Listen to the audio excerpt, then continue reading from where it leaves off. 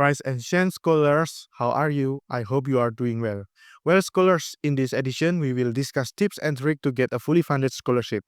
Given that one of the prestigious competition for a student exchange abroad has been eliminated, such as ISMA, the demand of the study abroad scholarship has been increased. In fact, according to the Ministry Education and Culture, data on Indonesian students studying undergraduate education abroad is 7.83 million students. Even according to the GOT stats in 2024, Indonesia will become the second largest country in ASEAN, with the largest number of students studying abroad. Therefore, we have invited staff from International Affairs Office of UKWMS who will share their knowledge and experience. So let's hear from our guests. Hi, scholars! This is me, Kenneshia, as your host for this segment, and I'm here joined with. Ayu Gayatri. Okay, so today we're gonna talk about international postgraduate scholarships, and who's better to talk about it with rather than the expert herself, Miss Ayu. So, Miss Ayu, can you introduce yourself, please? Okay, so hi scholars. My name is Ayu Gayatri and I work as the International Affairs Office staff here at UKWMS. So basically what I do is I give consultation and also guidance for the students who want to pursue a short-term scholarship or also a long-term. Maybe also for those who wants to pursue a higher education abroad. So that's basically what I do here. Okay, so as we all know, nowadays, getting a master's degree abroad is all the rage. And according to your professional opinion, is it worth it to go abroad for your master's? It's very beneficial, I would say, for students who wants to pursue a higher education abroad because first, through scholarship, you don't have to worry or stress about the financial burdens. First of all, because the scholarship would cover your living expenses, tuition fees. Sometimes they would give you also funding research to fund, and also daily allowance. And also, if you receive a scholarship, you would be acknowledged by your academic excellence and for your potential and for your portfolio. So that is greatly beneficial for you. And also, studying abroad give you more exposure to cultural exposure, and also makes a great. You can make many great relation with global experts, and that would push you to the job market easily, I would say. Okay, so among all the different types of scholarships, what are the different types of international postgraduate scholarships? There are many types of master's degree scholarship, I would say. First, you have government funds such as LPDP, Australian awards, Max, and many kinds, I would say. And you also have a specific criteria for scholarship, maybe for certain scholarship that would give the funding for the marginalized communities, such as women, people with disabilities, or also for those who have a specific goals about sustainable development goals, about the climate change, also about the community empowerment, and also for those who seeks for research scholarship. So there are many kinds of scholarship that the students can choose. Mm, so among those many different types, do you have any tips and tricks about choosing the right scholarship, the right destination, country, or university for students? So first of all, I would say it's important to research, have a good knowledge of what kind of scholarship you want to pursue, because several scholarship they have different criteria, they have long-term goals also, they also have several expectations that the awardee should fulfill by the end of their study. You should also be aware of what the scholarship will cover, whether you still have to pay for a tuition fee or whether all it's is covered by the scholarship itself. And also for the university destination, you have to be aware of the alumni, what is their expertise, and also about whether you could receive, uh, I would say, a great connection with global expert whose passion or whose job also aligns with your long-term goals. And then for your country destination, you should also check about, is there a cultural gap that may be shocking to you, because as a long time students, you don't want to be, too disturbed by the cultural differences, or you also want to be able to enjoy the period of your study also in your you- host destination country. That is what I would, several tips I would give to the students. Okay, so for our scholars that are preparing to take masters abroad, what are some things that they need to prepare for? First, I have to emphasize about the financial preparation, because that is very important. Just because you receive a scholarship, that doesn't mean you will have zero expense. You still have to have certain amount of saving, because you have to spend your money for the English language proficiency or other language proficiency, and also you have to pay for health insurance before you go to your country. Sometimes you also have to pay the tuition fee first before the scholarship uh pay or reimbursed it to your university. And then you have to have a well prepared notes about what to do before the scholarship. You have to be ready to fulfill several criteria. Maybe you have to prepare your academic CV, your academic essay or motivational letter. You also have to seek letter of recommendation for scholarship. So that is what I would say the first preparation that the student must understand before they want to pursue a scholarship. Hmm.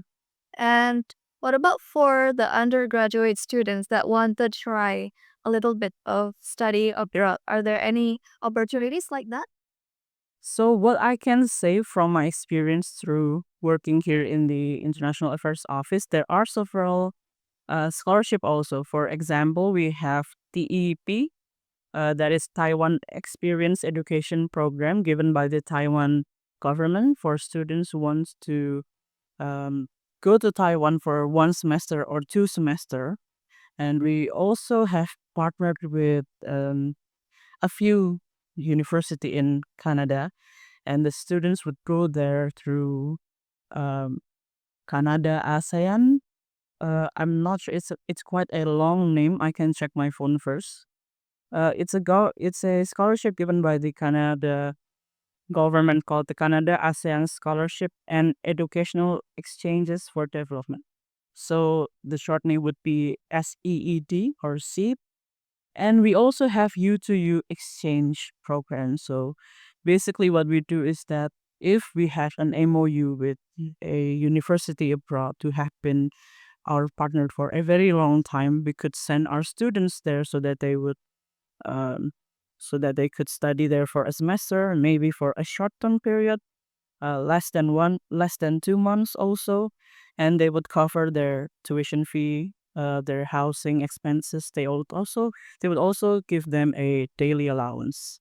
And the same if they and vice versa, if they send the students here, we would cover the tuition fee, the housing, and we also give them daily allowance.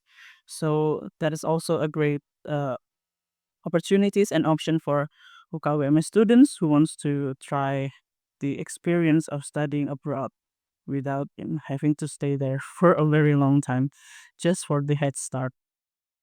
Hi, welcome back, scholars, with me, Kenneshia, and Ayu? Miss Ayu. Okay, so in this part, we are gonna talk about your questions that you have sent to us through our Instagram. Okay, so on to the first questions. Yep. They are very curious about the amount of funds that we need to prepare to apply the scholarships. Funds. Okay, so when we talk about funding, it depends actually. It depends on what type of scholarship you're applying to, and then your destination, your country destination, and also about the period of study. But I will take IISMA for example. For example, if you apply for IISMA, you have to prepare around 10 to 15 million rupiah for your pre-departure preparation, and that nominal 10 to 15 million rupiah will cover your English proficiency test, and then your accommodation for visa application process, because sometimes you have to go to Jakarta if if we don't have the embassy here. And you also have to sometimes you also have to pay for the health insurance first before the ISMA committee give you the reimbursement. And uh, if you get accepted to a host university in the European area, the New Zealand, Australia, Canada, and US, where they have 4 seasons there, you also have to buy, winter clothing, a bigger suitcase, and maybe a little souvenirs to bring from Indonesia to your host country so that you can share it with your friends and with your teacher. But for a scholarship that is not ISMA, I'm not sure because sometimes they give out different funding scheme. Sometimes they ask you to pay for the dormitory expenses first. Sometimes you have to pay for uh, any this sort of insurance also. But yeah, it can be different for different types of scholarship, country, and then the period of your program. Or sometimes they even ask you to pay for your own flight tickets, right? Yeah. They also sometimes you also have to pay for your own flight ticket. And for example, if you want to go to Malaysia, you still have to pay around 1.5 million or 2 million. So there's still, you have to have a good financial preparation also for that. Oof. So you need to still prepare quite a lot of money to prepare for scholarships. Yeah. Okay, so and then the next question is based on your experience, have you heard any stories about culture shocks or other sorts of challenges that students face when they are studying abroad? So what I heard just recently, because one of the ISMA awardee from our university just came back from Malaysia. So Malaysia is our neighbor country, right? I suppose there won't be that big of a difference between Indonesia and Malaysia. But she stayed in this student dormitory. She lives on the 10th floor, if I'm not mistaken. And in her floor, there's a balcony. There's an open space where the students can hang out. And they usually go there to see the sunset or if they want to take a fresh breath of air.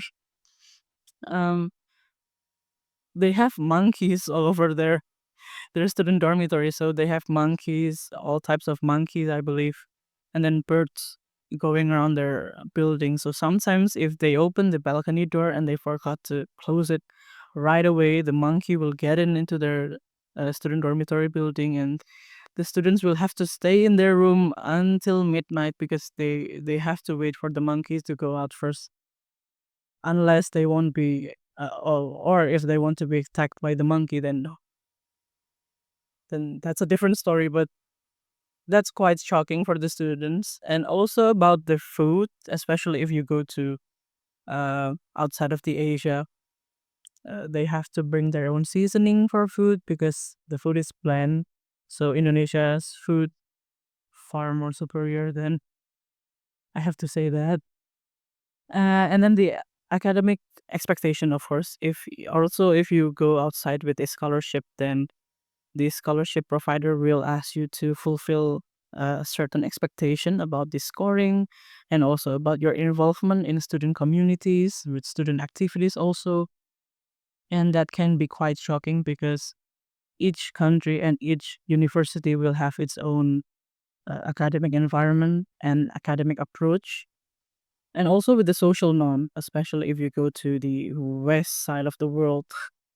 It's going to be quite different than what we have here in Indonesia. But I think that's a good way for the student to be exposed to different cultures and also to learn how to be flexible with the uh, differences outside. Then I think that's it. So what advice do you have for students to adapt easier to the new countries? I think you have to be willing to open yourself to talk to other people and then to indulge yourself in uh, many different situations. I think that's a good way to expose yourself and to get yourself accustomed with the differences that you have around you. And if you have a what is it, a counselor or a friend from outside that knows the area well, that knows how to get around in the new country, in the new city, new university, I think that's also good because you know that you have someone else to guide you, someone else to make you feel more familiar with your situation, with your environment, and also be flexible. I think that's a good way to start and have. I think culture shock also related to your mental readiness. So have a good mental readiness is a good start for you to, start with your mindset, how to accept differences, how to respect the differences, and how to accept them, to adapt yourself to it too. Mm. Okay, I see, I see. And then the next question is related to ISMA. Very huge topic in the study abroad community. By the way, how was your reaction about the news of the ISMA cancellation? Isolation. Okay, so it wasn't as shocking as I thought it would be because we kind of predicted it in the middle of last year because we haven't heard anything from the ISMA committee about the continuation of the ISMA program itself. But when they finalized the cancellation of ISMA by the end of last year, of course it was sad. It was shocking to know because the Indonesian students, they rely a lot on the ISMA opportunities because the ISMA communities, ISMA communities, the ISMA committee provides a funds with a bigger amount of funds for the students to study abroad. So I think that's a good experience for the students. Good opportunities also for the students. But it's not the end of the world. I think there are many other opportunities for international programs that the students can apply to and look forward to. So yeah, the cancellation itself is sad, but it's there are still many, one door closes, other door will open for you. And I'm sure there are many students that feel like maybe they're stuck or they no longer have any hope for studying abroad because there's no ISMA anymore. So, what advice or what motivation can you give to them? Okay, the students have to stay proactive. I believe that that's a good way to start. You can look forward to other opportunities. Start looking with the scholarship website or scholarship. Um, instead, we have many Instagram accounts that provide information about scholarship opportunities. You can look forward to that. You can also look forward to virtual international exchange. So you don't have to go outside of Indonesia to be able to experience international exchanges, cultural exchanges, because these days we have what we call virtual exchange, and you also don't have to spend money. It will cost you zero amount of money, so that's good, especially for students who come from underprivileged economic situation. And so, yeah, I believe that's a good way to start to, open yourself to many other opportunities outside of ISMA.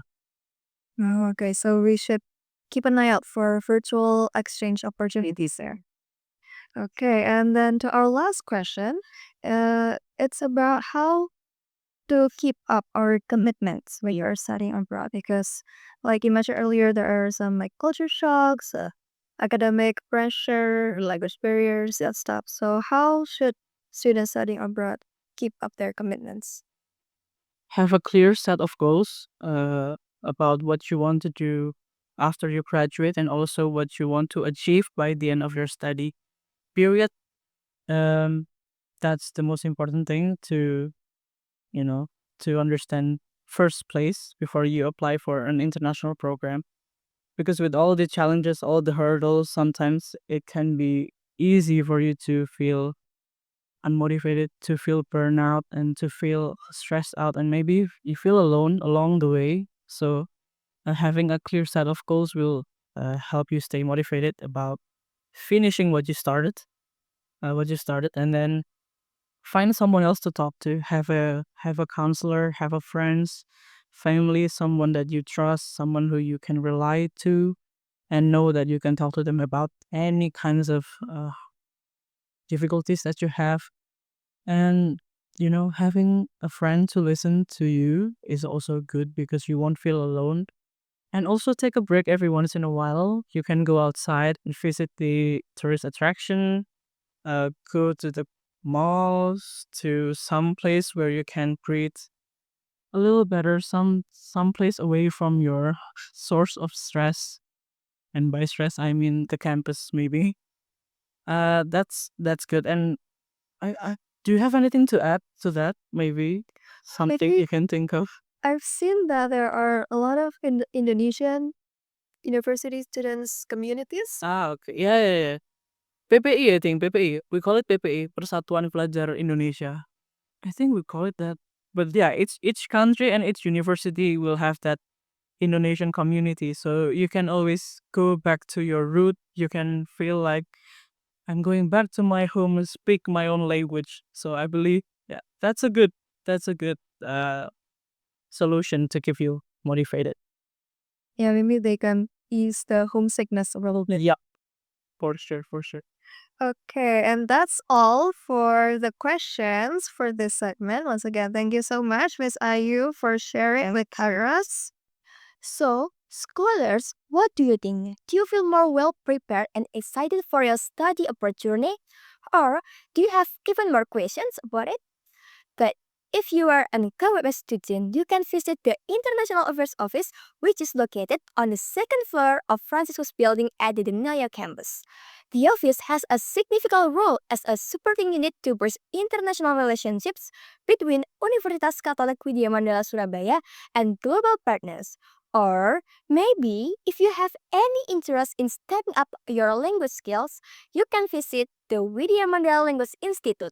They offer various language courses such as English, Korean, Mandarin, Japanese, and others. So, are you still curious about this topic? Feel free to leave your question in comment, and then we can discuss more in depth, or maybe we'll make another episode about it. So, see you, scholars!